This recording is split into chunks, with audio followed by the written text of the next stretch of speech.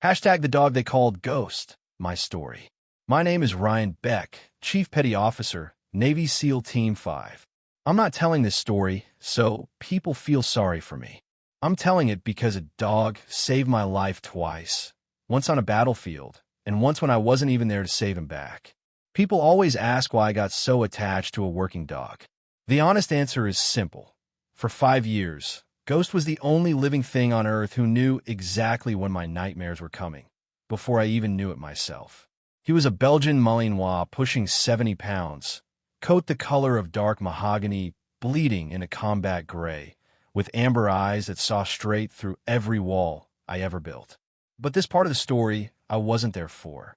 I only pieced it together afterward from what Dr. Maria Chun and my old teammate, Commander Ethan Cole, told me later. So let me tell it to you the way I imagine it happened, as if I'd been standing right there. Hashtag part 1. The Condemned. The veterinary treatment facility at Camp Ashworth was usually the quietest building on base. But on a gray Tuesday morning in November, the air was thick with something nobody could quite name. In the last run of the high-security kennels sat Ghost, a 70-pound Belgian Malinois, whose coat still carried the dust of places most people will never hear about. Ghost wasn't just a dog. He was a classified, multi-purpose canine attached to Naval Special Warfare, a survivor of IED blasts, halo jumps, and a brutal firefight in the mountains of a place we just called the border region. But the animal pacing that concrete floor was a shadow of the operator he used to be. Ghost was suffering from severe canine PTSD. He paced the length of his run with a manic, unrelenting energy, eyes wide, scanning for threats that weren't there anymore. Dr. Maria Chun, the base's chief veterinary officer, had spent 12 years working with military working dogs. Nothing had ever broken her heart the way Ghost's case did. 6 months earlier, we'd come back from a raid gone catastrophically wrong in that same border region. Most of the file was redacted, but rumors traveled fast on base. The extraction had collapsed entirely. I was Ghost's handler. Officially, I'd been left behind, listed missing in action, later presumed killed. According to the after-action report, Ghost had stood over my body, fighting off enemy fighters until a secondary blast threw him clear. The medevac team had to physically drag him, thrashing, bleeding, onto the chopper while taking fire, leaving me behind in the collapsing building. Since that day, Ghost hadn't bonded with another handler. He snapped at anyone in uniform, refused food for days at a stretch, and suffered night terrors that left him howling, throwing himself against the chain-link fence. The breaking point came at 0900 hours when Lieutenant General Walter Briggs, the base's newly transferred commander, showed up for an unannounced inspection. Briggs was old-school artillery, rigid protocol, immaculate uniform, zero patience for anything he considered inefficient. To him, a military working dog was equipment. Functional or broken, nothing in between. As Briggs and his aides walked the kennel block, his polished boots struck the concrete in a sharp, rhythmic clack, eerily close to distant rifle fire. Ghost's ears pinned flat. A low growl rolled through his chest, vibrating the metal bars. Status of this asset, Briggs barked, stopping directly in front of Ghost's run. He raised his riding crop, an old habit he carried on every inspection, right up to the dog's face. "Sir, that's Ghost," Dr. Chin said quickly, stepping between the general and the cage. "He's a Naval Special Warfare asset, recovering from combat trauma. We're actively running a behavioral program." He looked psychotic. Briggs stepped closer and tapped the bars with the crop. Clack, clack. To Ghost, the man in the crisp uniform wasn't a commanding officer anymore. He was an armed threat standing 3 feet away. With a roar, Ghost lunged. 70 pounds of muscle slammed into the gate hard enough to buckle the reinforced steel, his jaws snapping inches from the general's face, saliva spraying across his lapels. Briggs stumbled back, face draining white before flushing crimson. "Control that animal." "He's secure, sir." "The cage holds," Dr. Chun said, voice shaking but firm. He was triggered by the crop. "He's suffering from combat trauma." His handler was Kia. Briggs straightened his uniform. "That animal isn't suffering from trauma, Doctor. That animal is a liability. This is a military base, not a shelter for broken, dangerous beasts. He turned to leave, then stopped. I want him euthanized. Draw up the paperwork. Friday, 0800 hours. That's a direct order. He walked out.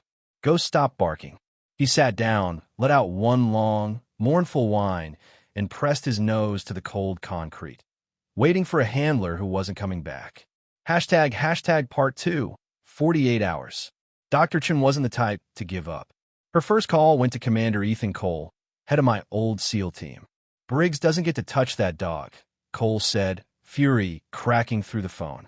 Ghost is a Team 5 operator as far as we're concerned. I'm going to his office myself. He did.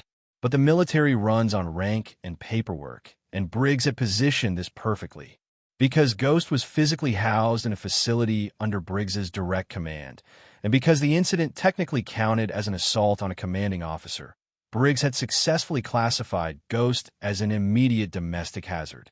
Command in Washington was reluctant to override a 3-star general over what looked, on paper, like a routine disposal of damaged equipment. By Thursday night, the reality was sinking in. Cole visited the kennel and crouched in front of Ghost's cage. Ghost didn't growl at him. He just looked up, ears drooping, catching the familiar scent of gear and gunpowder that reminded him of me. "I'm sorry, buddy," Cole whispered, reaching through the wire to stroke Ghost's muzzle. "I went to the Admiral. Briggs is citing base security. They're stonewalling us. Paperwork's locked." Dr. Chun leaned against the wall, fighting tears. "So that's it. After everything he gave, they're just going to throw him away." "I've got people rechecking Ryan's casualty report," Cole said. "There's chatter. Some intercepts. A hostage matching his description moved through a network in Eastern Europe. SOC's been quietly chasing it, but nothing's confirmed. Officially, he swallowed. Officially, he's gone. Just make it peaceful tomorrow. Document, don't let Briggs's people in the room." "I won't," she promised, voice breaking. What neither of them knew. On the other side of the world, in a classified medical wing at Landcross Air Base, Germany, a ghost had just woken up. Hashtag part 3. I woke up. I wasn't dead. During the raid, I've been thrown through the floorboards of the compound into a tunnel system below, fractured skull, 3 gunshot wounds. A splinter faction had grabbed me and held me in an underground cell for almost 6 months. For 5.5 of those months, I drifted in and out of a coma, kept alive by a local doctor with almost nothing to work with. It wasn't until a joint CIA and Delta Force operation cracked the compound 2 weeks earlier that I got pulled out. Since then, I'd been strapped to a hospital bed in Germany, sedated while surgeons rebuilt what was left of me. Right leg locked in a steel halo, ribs wrapped in thick white bandages, face still raw with pink shrapnel scars. Thursday night, 2200-hour German time, I finally clawed my way up through the drugs. My eyes opened. First thing I felt was fire in my leg.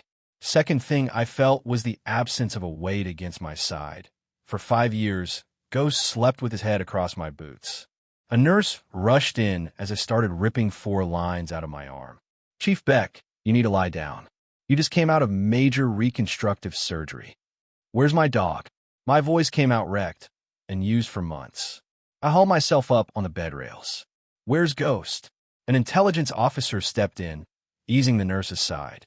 "Chief, you're safe. You're at Landcross. I don't care where I am." My eyes burned. "Where's my dog?" He hesitated. "Your K9 survived the extraction. He was transported back to Camp Ashworth." He looked away. "But Chief, you need to prepare yourself. We got a flash cable an hour ago. Because of severe PTSD and an aggressive incident with the base commander, Ghost's been classified as a lethal hazard. He's scheduled to be put down at 0800 tomorrow, Pacific time." I froze. My heart monitor spiked into a frantic beep. I looked at the wall clock. Midnight in Germany meant 3 in the afternoon in California. I had less than 17 hours. "Give me a phone," I said, voice dropping flat and cold. "Give me Commander Cole. Now." "Sir, you're not cleared." I grabbed his collar and pulled him down to my eye level. I survived 6 months in a hole with no light. I dragged myself through hell to get back to my team. That dog is my team. If you don't give me a secure line right now, I will break your arm and take it myself. Hashtag part 4. Friday, 0800. Friday morning broke over Camp Ashworth gray and heavy, like the sky already knew.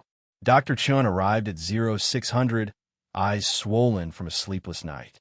She found Ghost lying quietly on his cot, looking up at her with tired amber eyes. The manic energy of the last few days had drained out of him, replaced by something worse, resignation. Like he already knew. At 0730, General Briggs walked in with 2 armed MPs. He wasn't there out of respect. He was there to make sure his order got carried out. "Is the animal prepped, Doctor?" Briggs asked, voice cold against the sterile tile. Dr. Chin stood in front of the exam room door, a syringe of pink solution shaking in her hand. "General, please. One more week. I have a rescue in Oregon that specializes in aggressive canine cases." "Enough, Doctor." Briggs stepped forward. "This is a negotiation. That dog is a weapon that misfired. You administer the injection, or I have the MPs restrain him and I do it myself." "Understood." She looked at the 2 MPs, hands hovering near their sidearms, eyes on the floor. They had orders too. Tears finally spilled down her face as she opened the door. Ghost sat on the steel exam table, muzzled, leash bolted to the wall. Commander Cole stood beside him, one hand resting on the dog's neck. "Time's up, Commander," Briggs said from the doorway, refusing to step inside with the dog. "Step away from the asset." Cole looked at him with a hatred that seemed to drop the temperature in the room. "You're a coward, Briggs. You're killing a soldier because he embarrassed you." "I'm securing my base," Briggs said evenly. "Dr. Chun, proceed." She uncapped the needle, vision blurred with tears, and found the shaved patch on Ghost's foreleg. Ghost didn't flinch. He leaned his head against Cole's chest and let out one soft, defeated breath. She hovered the needle a millimeter above his skin. That's when the reinforced steel doors at the front of the clinic slammed open with the force of an explosion. Footsteps, heavy, uneven, frantic, echoed down the hallway. "Stop!" a voice roared. Not the clean, authoritative bark of a general. A raw, gravel shout that sounded like it had been dragged over broken glass. It was me. Hashtag part 5. Coming home. I stood in the doorway, flanked by 2 winded base security guards who'd clearly failed to stop me. I wasn't standing straight. My battered frame leaned on 2 aluminum crutches, knuckles white with the strain. My right leg sat locked inside an exterior scaffold of titanium rods and surgical pins. A loose gray hospital shirt barely covered the bandages wrapped around my ribs. My face was gaunt, bearded, marked with fresh pink scars. But under all of it, my eyes were burning. Briggs turned. The color drained clean out of his face. For a second, the room went dead silent. Nothing but my ragged breathing and the hum of the ventilation system. "Drop the needle," I rasped. My voice was wrecked, but it still carried the weight of a man who used to give orders in the field. The syringe slipped out of Dr. Chin's hand and clattered against the tray. She pressed both hands to her mouth, a sob tearing loose. Cole turned slowly. When his eyes found mine, a man who hadn't cried through a dozen deployments went weak in the knees. "Ryan." He said my name like he didn't believe it. "My God, they told us you were gone. Takes more than a collapsed building to kill me, Ethan." I managed a tired half-smile before my eyes snapped back to Briggs, and the smile died. "Step away from my dog, General." Briggs blinked, scrambling to reassert some kind of control. "Chief Beck, your survival is a miracle. The whole base will want to celebrate your return. But this is a restricted area, and you need immediate transport to the hospital. And this K9 remains under an active euthanasia order due to—" "Shut your mouth," I snarled, dragging one agonizing step into the room. The MP's hands twitched toward their holsters, but Cole stepped between us, hand resting near his own sidearm. "I'd keep those hands right where they are," he said quietly. They lowered them. I wasn't looking at any of them. I was looking at the table. Ghost was still muzzled, strapped to the wall. When the doors first slammed open, he'd flinched. But as I dragged my ruined leg into the room, the air shifted. His nose twitched. His ears, pinned in surrender a second ago, shot straight up. He pulled in a breath, past the antiseptic and the blood, and found the scent underneath. Gunpowder, sweat, 5 years of brotherhood that no explosion could erase. Ghost made a sound that broke every heart in that room. Not a growl, not a bark, a high, desperate scream of pure feeling. He thrashed against the leather restraints, claws scrambling against the steel table. "Let him go," I said, dropping one crutch to the floor. Dr. Chun rushed over, hands shaking so badly she could barely work the buckles. She freed the leash from the wall, then the muzzle. The second he was loose, Ghost launched himself off that table. He didn't care about Briggs. He didn't care about the MPs. He hit the tile floor at a dead run and crashed straight into my chest. I went down hard, a groan tearing out of me as my broken ribs took the impact. I didn't care. I wrapped both arms around him and buried my face in his fur. Ghost was inconsolable, whining, crying, licking every inch of my face, my hands, my neck. "I'm here," I choked out, tears cutting tracks through the grime on my face. "I'm right here, buddy. I told you I'd come back. I told you." Dr. Chun was openly sobbing against the counter. I stopped stroking Ghost's fur. The room went cold. I pushed myself up onto one good knee, arms still wrapped around him. He pressed against my side, eyes locked on Briggs, silent, guarding. "You're not touching my dog, Briggs," I said, flat and even. "I am the base commander," Briggs snapped, color rising in his face. "Not a broken-down enlisted man. MPs, secure the animal." The MPs hesitated, looking at Cole. Before anyone moved, the clinic doors opened again. Not a panicked medic this time, but a man in a pressed service dress uniform, chest full of ribbons, flanked by 2 Navy captains. Rear Admiral Michael Sinclair, commander of Naval Special Warfare. Briggs snapped to attention. "Admiral, I wasn't informed you were on base." Sinclair didn't return the salute. He walked in slow, taking in the dropped syringe, the crying vet, the furious commander, and finally landing on me and Ghost. Relief crossed his face for a moment before it hardened into something much colder. He turned to Briggs. "General," Sinclair said, voice dangerously quiet. "3 hours ago, I took an encrypted call from a medevac flight over the Atlantic. Seems you decided to execute one of my best multi-purpose canines because he scared you. Admiral, with respect, I have jurisdiction."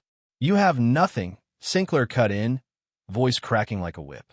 "As of 0600 this morning, following confirmation of Chief Beck's extraction, JSOC retroactively classified Ghost as an active-duty Tier 1 asset, engaged in an ongoing recovery operation. He doesn't answer to your base command. He answers to mine." Briggs's jaw locked. "The dog is psychotic, Admiral. He attacked me." Sinclair stepped in close. "That dog held off 14 armed insurgents, so an extraction team could try to reach his handler. He stood over him while taking shrapnel to the flank. You tapped his cage with a riding crop like a fool. You're lucky he didn't take your throat out." He held up a hand before Briggs could respond. "Pack your office, Walter. I've already talked to the Pentagon. Your reassignment to a logistics post in Guam is being drafted right now. Get out of my sight." Briggs stared at him, stunned. His career, his authority, all of it gone in under a minute.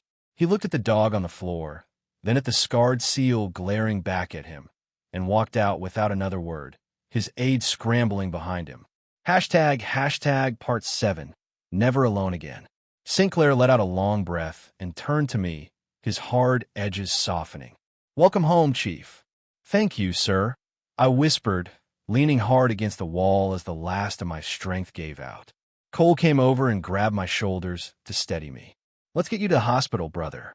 You look like hell." "Only if he rides with me," I said, looking down at Ghost. Ghost let out a soft huff and pressed his wet nose into my bandaged hand. The trauma in his eyes hadn't gone anywhere. We both had a long, ugly road ahead of us. We'd both keep waking up screaming for months to come. But neither of us would be doing it alone anymore. Dr. Chun picked the drop syringe up with a pair of forceps and dropped it into the hazardous waste bin, smiling through tears as Cole and the medic helped me into a wheelchair. As we rolled out into the cool California morning, Ghost trotted beside me, head high, tail up, wagging for the first time in 6 months. I used to think I lost everything in that hole in the ground. Turns out the one thing I actually needed never stopped waiting for me.